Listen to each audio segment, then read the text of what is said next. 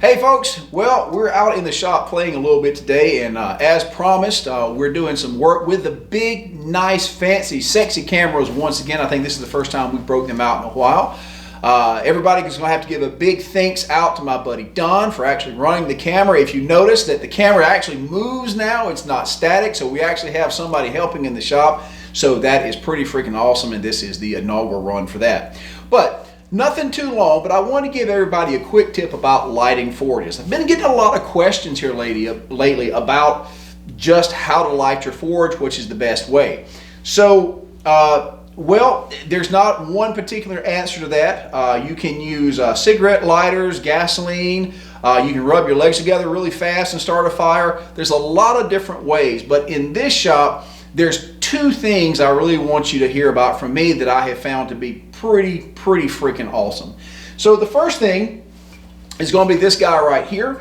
This is from Benzomatic. This is basically what they know as a plumber's torch.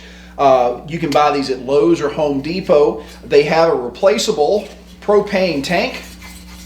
You can buy these little tanks also. This is campfire fuel. They use a lot of this for camping and hiking and making stoves and whatnot. It simply goes up in here.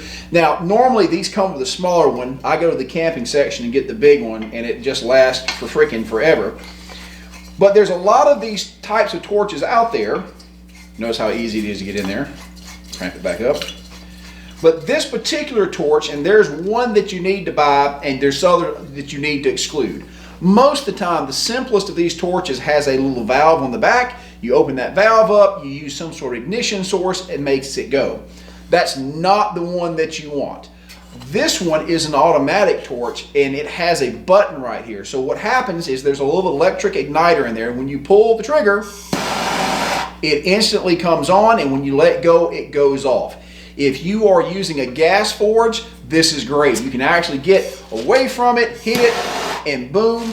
And also, because it's got such a lot of flame, if you're trying to light a solid fuel forge, this will actually get it lit. Stop screwing with a cigarette lighter on that end of it. This is what you want.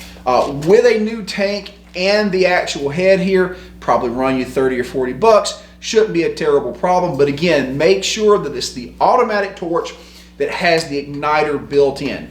If you buy the one that's just got the valve, you're back to square one because you've got to have something else to light it. And I'm going to tell you guys, being able to use this one-handed is really the trick. You don't want to have to sit there and try to light something and cook your fingers off. You want to be able to take it, point it, and pull the trigger, and you're done.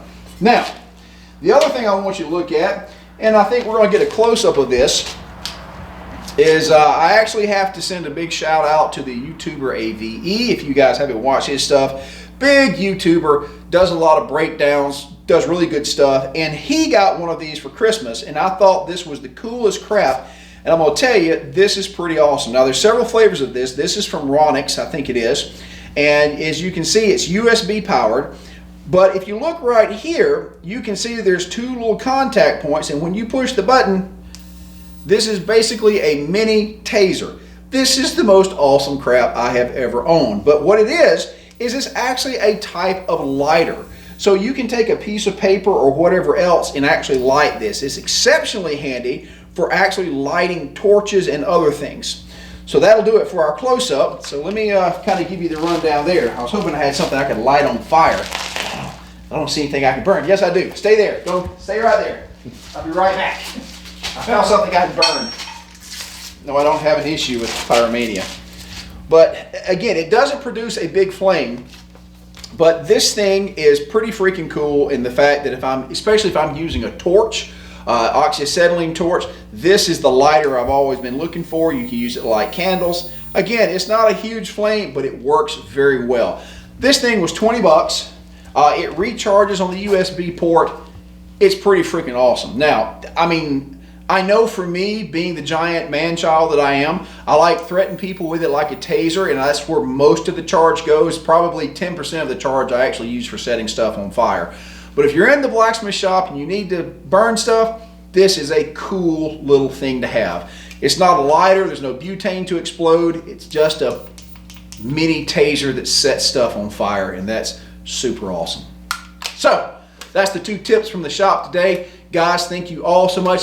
2020 is almost over. Thank you all for being along with me. We're going to have more high quality videos coming out shortly. You guys be safe.